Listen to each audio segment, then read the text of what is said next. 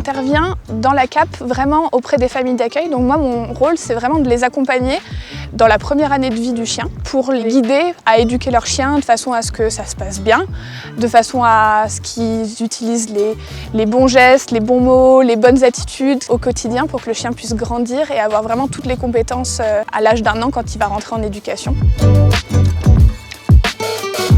Pour qu'il ait toutes ces compétences-là, il faut qu'il ait vu un paquet de choses quand il est petit, donc comme on a fait ce matin, voilà, monter sur des choses au niveau proprioceptif, il faut qu'il soit aussi assez compétent. Ensuite on va aussi sortir en ville, on va aller voir les gares, les marchés, enfin on va essayer de leur donner le maximum de connaissances pour qu'une fois qu'ils rentrent en éducation et pour leur vie future, ils ne découvrent plus rien presque.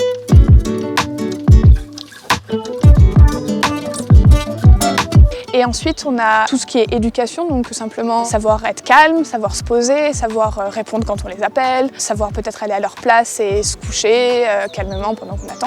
Donc ça, c'est aussi des choses qu'il faut que les familles d'accueil apprennent à leurs chiens, mais toutes les familles d'accueil sont novices. Enfin, elles ont soit eu des chiens, mais des chiens de compagnie laquelle elles n'ont pas demandé grand-chose, ou alors elles n'ont vraiment jamais eu de chien et c'est leur première fois.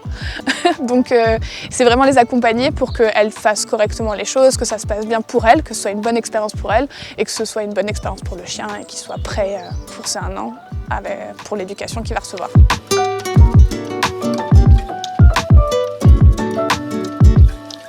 Être famille d'accueil, c'est-à-dire que déjà vous prenez un petit bout qui a 2 mois et demi, et vous allez le sociabiliser. C'est-à-dire que je l'emmène partout avec moi, je vais faire mes courses, il est avec moi. Si je prends le train, si j'ai envie d'aller au cinéma, le chien sera avec moi.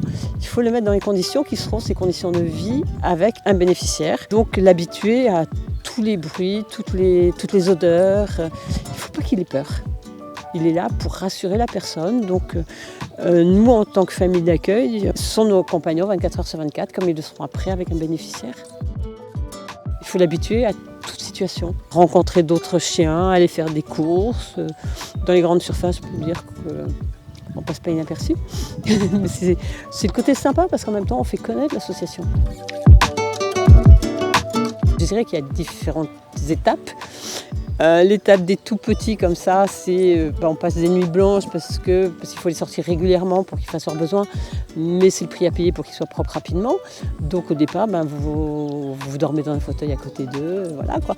Et puis toutes les 3 heures, on les fait sortir. Quand il fait plein de bêtises, il y a des moments où quand on est un peu fatigué, c'est compliqué. Le plus difficile, c'est la séparation. On pleure parce qu'on s'est attaché à ces petits bouts qu'on a depuis un peu plus d'1 an. Mais en même temps, on pleure de joie parce qu'on sait qu'on va transformer la vie pas simplement d'un bénéficiaire, mais d'une famille.